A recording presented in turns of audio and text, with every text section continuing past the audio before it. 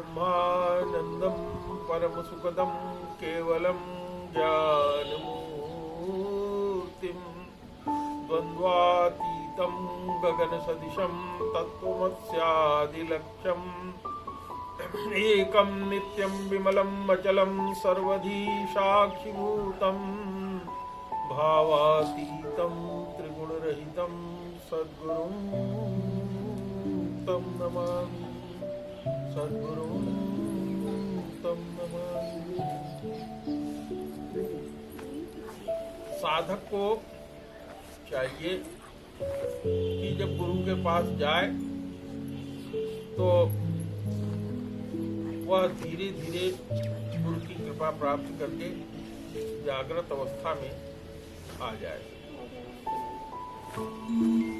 उसके पहले की जो दो अवस्थाएं होती हैं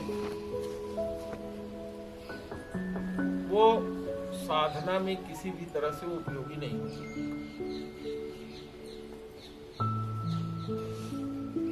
स्वप्नावस्था व्यक्ति की वह होती है जब वह रात में या दिन में कभी सोया रहता है और निद्रा की अवस्था में उसको विभिन्न प्रकार की चीजें उसी तरह से दिखाई पड़ती हैं जैसे कि वह जागृत, जैसे कि वो चलते फिरते जागृत रहते देखता है। किंतु जब वो स्वप्न से उठता है तो उसे लगता है कि जो कुछ भी उसने देखा वो सब मिथ्या था, वो अब इस समय नहीं है। इसी तरह से सुसुप्तावस्था में जब व्यक्ति होता है तब वो सावधान नहीं रहता, अपने अगल बगल की घटनाओं पर ध्यान नहीं देता, जिसके कारण उसमें स्मृति नहीं होती। इसलिए साधक के लिए जागृत अवस्था परम आवश्यक है। जागृत अवस्था के लिए मैंने पिछली बार आपसे चर्चा किया था कि जब हम गुरु जी के पास गए तो गुरु जी ने हमें साधना में किस तरह से पूछा। उसी क्रम में आगे चलते हुए गुरु जी ने हमसे कहा कि देखो, किसी भी साधक में पात्रता होना आवश्यक है। पात्रता बताते हुए गुरु जी ने हमें एक बर्तन दिया, एक गिलास दिया और उस गिलास में आधा गिलास जल भरा हुआ था। गुरु जी ने अपने पात्र से, अपने जग से मेरे गिलास में पानी भरना शुरू किया। मेरा गिलास जल्दी ही भर गया। गुरु जी ने मुझे आदेश दिया, इस गिलास का पानी गिरा कर लाओ। हमने आदेश का पालन किया, पानी गिरा करके खाली गिलास लेकर के गए। फिर गुरु जी ने उसमें पानी डालना शुरू किया। गिलास पूरी भर गई। गुरु जी ने मुझसे पूछा कि जो पहले गिलास में पानी मैंने भरा था और जो अब मैंने तुमको दिया है, इन दोनों में क्या अंतर है? मैंने बोला, गुरु जी, जब मेरे गिलास में पहले पानी था तो उसमें पानी के साथ थोड़ा धूल भी मिला हुआ था। जो आपने पानी दिया उसके साथ भी वह धूल मिल गई, पूरा पानी गंदला हो गया। अब जब आपने कहा इसे फेंक के आओ, तो जब मैं इसे फेंक के आया हूँ तो गिलास बिल्कुल साफ हो गई है। मैंने इसे साफ भी कर लिया है और अब की बार जो इसमें आपने पानी भरा है वो बिल्कुल शुद्ध और पीने योग्य पानी है। गुरु जी ने कहा कि शिष्य के अंदर, साधक के अंदर भी यही स्थिति होती है। जब आप घर में बड़े होते हैं तो आपके घर में जिस तरह से धर्म के बारे में, साधना के बारे में जो चर्चा होती है वो आपके दिमाग में बैठी रहती है और वह उसी तरह से होती है जैसे पहले आपके गिलास में मिट्टी मिला हुआ पानी था। अगर आप किसी गुरु के पास जाते हैं, उससे साधना सीखते हैं और उसी गिलास में उस साधना रूपी जल को लेते हैं जो पहले से था, तो वो उसी तरह से गंदला हो जाएगा और उपयोगी नहीं होगा। इसलिए शिष्य या साधक में यह स्थिति होनी चाहिए कि वो पहले पूरा खाली हो जाए, पात्र बन जाए। जब वह पात्र बन जाएगा तो उसके अंदर की जितनी गंदगी होती है, जितनी अनावश्यक चीजें होती हैं, जिसकी आवश्यकता साधना में नहीं है, वह उसे त्याग देगा। और त्याग देने के बाद जब फिर से वो सारी चीजें शुरू करेगा, तब उसके अंदर पात्रता आ जाएगी। पुराणों में इस तरह की कथा भी आती है। एक ऋषि किसी ब्रह्मर्षि के पास ब्रह्म ज्ञान प्राप्त करने के लिए, शिक्षा प्राप्त करने के लिए गए। ऋषि ने उनसे कहा, ऋषि को बताया गया कि महाराज ये अपने राज्य के महाराज हैं और आपसे ब्रह्म ज्ञान लेने के लिए आए हैं। ऋषि ने उनसे सबसे पहले शर्त यही रखी कि तुम्हें यदि मुझसे ब्रह्म ज्ञान प्राप्त करना है तो पहले जाओ, 1 साल तक पूर्ण रूपेण ब्रह्मचर्य का पालन करके आओ, तभी तुम्हें ब्रह्म ज्ञान मैं दूंगा। राजा ऋषि के पास से वापस आए, अपने मंत्री गण को बताया कि मैं गया था, ऋषि ने हमें कहा कि आप 1 वर्ष तक ब्रह्मचर्य की साधना करके आइए, तब हम आपको ब्रह्म ज्ञान देंगे। मंत्री होशियार था, वो समझ गया कि ऋषि ने इनको पात्र बनने की सलाह दिया है, और उसने महाराज को समझाया कि महाराज, वास्तव में यदि आप ब्रह्म विद्या प्राप्त करना चाहते हैं तो जो ऋषि ने आपको कहा है कि 1 वर्ष तक आप ब्रह्मचर्य का पालन करें, तभी आप ब्रह्म विद्या प्राप्त कर सकेंगे। वो पात्र बनने के लिए आवश्यक है। राजा ने 1 वर्ष तक ब्रह्मचर्य का पालन किया, और 1 वर्ष के बाद फिर वह ऋषि के पास गए और उनसे कहा कि गुरुदेव, मैंने 1 वर्ष तक जो आपने कहा था ब्रह्मचर्य का पालन किया है। राजा ने उन्हें ब्रह्म ज्ञान दिया। इसी तरह की घटना गीता में भी आती है। अर्जुन भगवान का मित्र भी था। अर्जुन के मन में मोह उत्पन्न हुआ। अर्जुन ने भगवान श्री कृष्ण से कहा कि हे प्रभु, जिस घोर कर्म में, युद्ध में मैं लगने जा रहा हूं, उसमें आप मेरे रथ को दोनों सेनाओं के मध्य में ले चलिए। जैसे ही रथ दोनों सेनाओं के मध्य में भगवान ने स्थापित किया, अर्जुन ने देखा कि जिनसे मेरा युद्ध होने वाला है वो मेरे पितामह, प्रपितामह, पौत्र, साले और रिश्तेदार गण हैं। अर्जुन को लगा कि इन लोगों को मार करके मेरे द्वारा पाप किया जाएगा, और पाप और रुधिर से सने हुए ऐसे संपत्ति को प्राप्त करने से अच्छा भिक्षा का अन्न मांग करके खाना होगा। उसके मन में मोह उत्पन्न हो गया। उसने भगवान श्री कृष्ण से कहा कि प्रभु, हथियार डाल दिए। उसने कहा प्रभु, मैं युद्ध नहीं करूंगा। तब तक भगवान ने उसको ज्ञान नहीं दिया।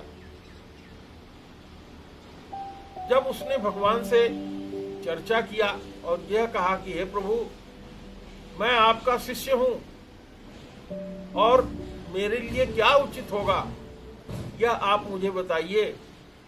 तो जब उसने भगवान से कहा कि हे प्रभु, मैं आपका शिष्य हूं, शिष्यत्व स्वीकार कर लिया, तब भगवान ने उसको गीता का ज्ञान देना शुरू किया। और सबसे पहले अपने श्लोक में भगवान ने उसको यही समझाया कि हे अर्जुन, तू बात तो विद्वानों जैसा करता है, लेकिन तुम्हारी बातें मूर्खों जैसी हैं। और तत्पश्चात भगवान ने गीता के पूरे 18 अध्यायों में वेद के जो 6 शास्त्र हैं, उन उन समस्त शास्त्रों के का जो ज्ञान है उसका उपदेश अर्जुन को दिया। अर्जुन को फिर भी कोई चीज समझ में नहीं आई। भगवान ने गीता का ज्ञान देते हुए अर्जुन से ये भी कह दिया, अपना विराट रूप दिखा दिया और ये भी बता दिया कि देखो अर्जुन, जिसे तुम मारने जा रहे हो ये पहले से मरे हुए ही हैं, तुम्हें केवल निमित्त बनना है। फिर भी अर्जुन को यह बात समझ में नहीं आई। अंत में भगवान श्री कृष्ण ने अर्जुन से कहा कि अर्जुन, तुम सभी धर्मों को त्याग कर सर्वधर्मान परित्यज्य मामेकं शरणं व्रज अहम त्वां सर्व पापेभ्यो मोक्षयिष्यामि मा शुचः। भगवान ने कहा कि हे अर्जुन, जो कुछ भी तुम्हारे मन में है समस्त धर्मों को, सब चीजों का त्याग करके तुम एकमात्र मेरे शरण में आ जाओ। मैं तुम्हें समस्त पापों से मुक्त कर दूंगा। अर्जुन को पूरी बात समझ में आ गई, उसका मोह नष्ट हो गया। उसी तरीके से शिष्य के अंदर जब तक पात्रता नहीं आएगी तब तक गुरु चाहे ब्रह्मा जी जैसा क्यों न हो, उसके अंदर अगर पात्रता नहीं है शिष्य के, तो वह कुछ भी सीख नहीं सकता, कुछ भी बन नहीं सकता। तो स्वामी जी ने लिखा है, मूढ़ हृदय नहीं चेत चाहे गुरु मिले ही बिरंच सब। जो मूढ़ है उसके अंदर पात्रता ही नहीं होती कि वो शिष्य बन सके। और यदि ब्रह्मा भी उसके गुरु बन जाए तो भी उसके अंदर चेतना जागृति की अवस्था नहीं आ सकती। साधारण बोलचाल की भाषा में लोग कहते हैं कि साधक को राग और द्वेष दोनों से मुक्त होना चाहिए। हर एक साधक के लिए आवश्यक है, क्योंकि जिससे उसे मुक्त होना है वो और कोई चीज नहीं है बल्कि यही राग है और द्वेष है। किसी चीज से अत्यंत लगाव होना उसको राग कहते हैं। सुखानुसई रागा, जिसको सोचने मात्र से, जो विचार में आ जाए मात्र इतना हो जाने से मन में स्नेह उत्पन्न हो जाए, उसके प्रति अच्छी भावना इस तरह की जग जाए कि मेरे लिए उपयोगी होगा, वह राग कहलाता है। और दुखानुस्वयी देशा, जिस भावना को मन के अंदर उत्पन्न हो जाने मात्र से घृणा उत्पन्न हो जाए, ऐसा भाव उत्पन्न हो जाए कि ये मुझे नहीं चाहिए, मुझे नहीं चाहिए, उसको द्वेष कहते हैं। और जो यह मोह है, जिससे मुक्त होने के लिए कोई भी व्यक्ति गुरु के पास जाता है और जागृत अवस्था में आना चाहता है, उसके लिए मोह जाना परम आवश्यक है। गोस्वामी जी ने शुरू में ही लिख दिया, बंदहु गुरुपद कंज कृपा सिंधु नर रूप हरि महामोह तम कुंज जासु वचन रवि कर निकर। गुरु के जो वचन हैं वो निकलते हुए उगते हुए सूर्य के प्रकाश के समान है। अर्थात गुरु के वचन मिलने के बाद से शिष्य के अंदर का जितना अंधकार है वह दूर हो जाता है। मोह रूपी अंधकार उसके अंदर से दूर हो जाता है। और ये मोह क्या है? मोह को निशा कहा गया है, रात्रि कहा गया है। जो रात हम देखते हैं जिसमें अंधेरा ही अंधेरा होता है, वो मोह का प्रतीक होता है। गोस्वामी जी ने लिखा, मोह निशा सम सो अनिहारा अदेख ही सपन अनेक प्रकारा। ये मोह रूपी जो रात्रि है, इसमें समस्त जीव सोते हैं, लेकिन जो इससे जागृत हो जाते हैं, जो जागृत अवस्था में आ जाते हैं, उनकी क्या पहचान होती है? नाम जी है जपी जागही जोगी अविरति विरंच प्रपंच वियोगी। भगवान का जो नाम है, इसी का सुमिरन करके, इसी का स्मरण करके जो साधक है, जो योगी है, वो जागृत अवस्था में आ जाता है। और यह नाम क्या है? यह नाम गुरु के द्वारा दिया जाता है। कहीं कहीं इसी को मंत्रदान कहते हैं, किसी किसी व्यवस्था में इसी को नामदान भी कहते हैं। गुरु के पास जब शिष्य जाता है और गुरु उसकी पात्रता को पहचान लेता है कि इसके अंदर पात्रता है, पात्रता अब इसके अंदर पैदा हो गई है, तब गुरु अपने शिष्य को नाम दान करता है। कोई न कोई मंत्र या कोई न कोई उपाय बताता है कि इसे आप अपने जीवन में करना। उसी को इंगित करते हुए गोस्वामी जी कह रहे हैं कि नाम जीह जप, जिह्वा से भगवान का नाम सतत स्मरण करने से जो साधक है वो जागृत हो जाता है। गोस्वामी जी ने और भी कहा, कलयुग केवल नाम आधारा, सुमिर सुमिर नर उतरहि पारा।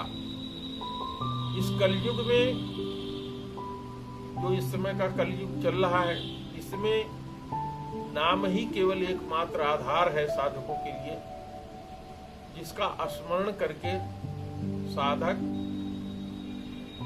भव सागर से पार जा सकता है।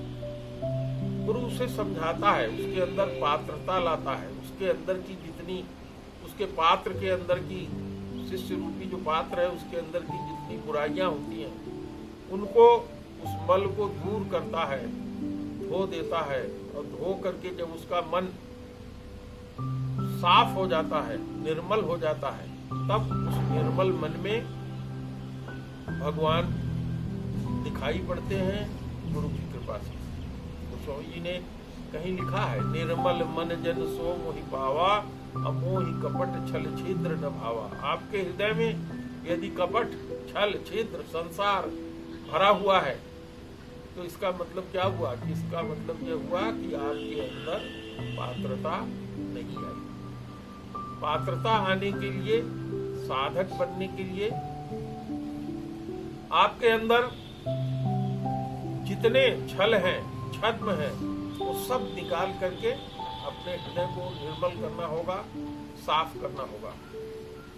जब तक हृदय निर्मल नहीं होगा तब तक साधक के अंदर पात्रता नहीं आती। और यह मन निर्मल कैसे होगा, ये आपका गुरु आपको उपाय बताता है।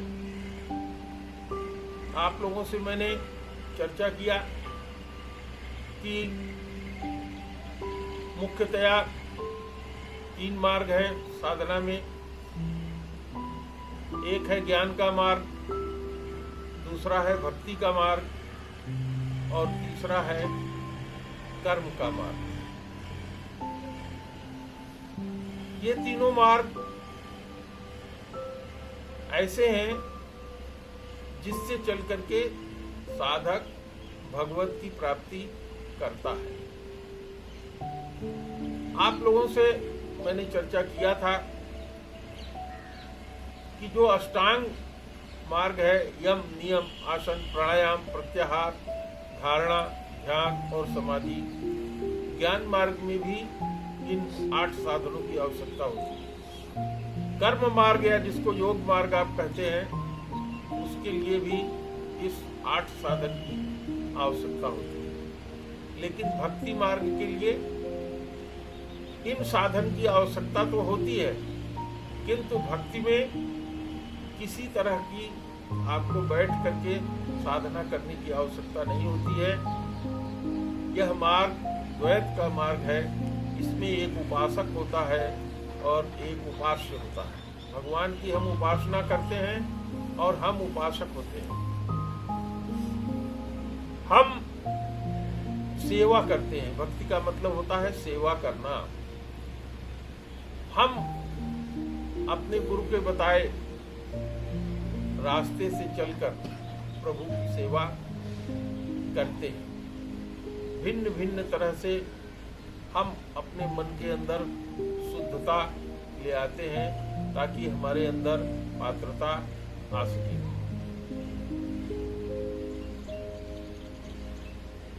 साधक के लिए चाहे वो निर्गुण मार्ग का हो चाहे वो सगुण मार्ग का हो, दोनों के लिए पात्रता होना आवश्यक है। कबीर दास जी जो निर्गुण मार्ग के मुख्य प्रवक्ता हैं, जिसमें उन्होंने साधना की अवस्था बताई है, उसमें भी उन्होंने कहा कामी क्रोधी लालची इनसे भगति न होय, अभगति करे कोई सूरमा जाति वरन कुल खोय। कामी क्रोधी लालची, ये तीन चीजें साधना में अत्यंत वर्जित हैं, चाहे आप सगुण मार्ग में चले और चाहे आप निर्गुण मार्ग में चले। काम आदमी को गिरा देता है। काम ऐसी चीज है जो कभी नष्ट न होने वाली चीज है, बिना गुरु कृपा से कभी यह नष्ट नहीं होती। काम क्या है? इच्छा है। एक मन के अंदर इच्छा उत्पन्न हुई और आपने उसको प्राप्त करने का प्रयास किया। जैसे ही वो इच्छा पूरी हुई, आपके मन के अंदर दूसरी इच्छा उत्पन्न हो गई, दूसरी पूरी हुई, तीसरी उत्पन्न हो गई। और परिणाम क्या होता है कि जब तक यह इच्छा मन के अंदर एक के बाद एक आती रहेगी, तब तक उसको प्राप्त करने की इच्छा उत्पन्न होती रहेगी। और प्राप्ति के रास्ते में यदि विघ्न आएगा तो उस विघ्न को आप दूर करना चाहेंगे, उससे आपको क्रोध होगा और क्रोध से जो व्यक्ति का विवेक होता है वो विवेक नष्ट होगा। और जब विवेक नष्ट हो जाएगा तो आप में क्या करना है, क्या नहीं करना है, क्या उचित है, क्या अनुचित है, यह भाव नष्ट हो जाएगा। और जैसे ही यह भाव नष्ट हो जाएगा, आप जो प्राप्त करना चाह रहे थे उससे गिर जाएंगे। तो इसलिए कहा गया कि यह काम जो है ये कभी समाप्त न होने वाला चीज है। गीता में भगवान श्री कृष्ण ने कहा काम एष क्रोध एष रजोगुण समुद्भवा। काम जिसको कहते हैं और क्रोध जिसको कहते हैं, ये दोनों रजोगुण से उत्पन्न होते हैं। रजोगुण क्या होता है? रजोगुण होता है भोग प्राप्त करने की इच्छा। और साधना में जाने वाला व्यक्ति क्या करता है? वो सतोगुणी होना चाहता है, वो भोग से ऊपर उठना चाहता है। इसलिए साधक को चाहिए कि जो रजोगुण से संबंधित जितनी चीजें हैं, जैसे काम और क्रोध, इन दोनों का वो निवारण करे। और आप जानते हैं कि काम, क्रोध और तीसरी चीज आई लोभ। लोभ होता है हमें कोई चीज चाहिए, वह चीज हमें प्राप्त हो गई और प्राप्त हो जाने के बाद भी ऐसी कोई सीमा नहीं है कि हम अब यहाँ रुक जाएं, और मिल जाए और मिल जाए और मिल जाए। यही हम संसारी लोगों में, जितने संसारी लोग हैं उनमें यही भाव बना रहता है। और जब यह भाव बना रहता है तो क्या होता है? कभी मन के अंदर जो तृष्णा है ये मिटती नहीं, और मिल जाए और मिल जाए और मिल जाए। और परिणाम क्या होता है कि व्यक्ति का पूरा जीवन समाप्त हो जाता है। आप लोगों ने सुना ही है कि कुछ किसान थे, राजा के पास भूमि के लिए गए। राजा ने कहा कल सवेरे मेरे पास आना। किसान लोग गए। राजा ने कहा सवेरे से दौड़ना शुरू करो और शाम तक जो जहां से दौड़ना शुरू करोगे वहां लौट के आ जाओगे, उतनी सारी भूमि तुम्हारी हो जाएगी। एक किसान ने दौड़ना शुरू किया, सवेरे से दौड़ता रहा दौड़ता रहा दौड़ता रहा, शाम तक दौड़ता ही रहा। और अंत में जब शाम होने को हो गई तो उसे लगा कि अब तो मैं वहां पहुंच नहीं पाऊंगा, और उसकी जीवन लीला वहीं समाप्त हो गई। यही है लोभ, लोभ का परिणाम। जब हम चाहेंगे और हमारी तृष्णा बढ़ती ही जाएगी बढ़ती ही जाएगी, तो उसके लिए हमारा पूरा जीवन की आहुति हो जाएगी और हमारी तृष्णा कभी समाप्त नहीं होगी। तो गुरु अपने ढंग से काम, क्रोध और लोभ इन तीनों को हटाता है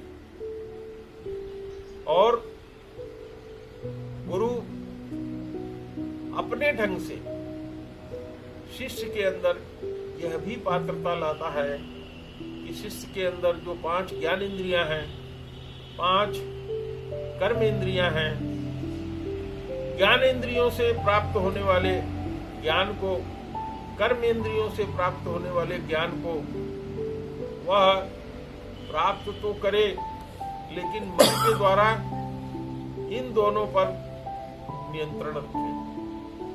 अर्थात मन ही एक ऐसी वस्तु है जिससे हम अपने शरीर पर, अपने इंद्रियों पर, अपनी भावनाओं पर नियंत्रण कर सकते हैं। इसीलिए गुरु बताते हैं कि मन एव मनुष्याणाम कारणम मोक्ष बंधयो। मन ही मनुष्य का बंधन एवं मोक्ष का कारण है। आप यदि कोई भी कार्य करते हैं और उसमें यदि आपका मन नहीं संलिप्त है, मन नहीं लगा है, तो आपको सफलता नहीं मिलेगी। इसलिए साधक को चाहिए कि अपने मन पर नियंत्रण रखे, अपने मन पर कंट्रोल रखे। तो मन पर कैसे कंट्रोल रखा जाएगा, ये मैं आपको अगले चर्चा में चर्चा करूंगा। अब आप मिश्रा जी को बाहर से बुला दीजिए, इसको बंद कर लें। बाहर है वो।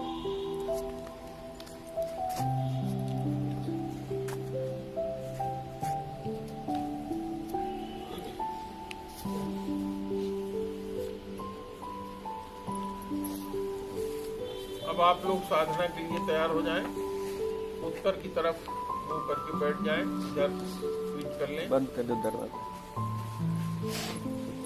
इसका बंद कर दो मिश्रा जी।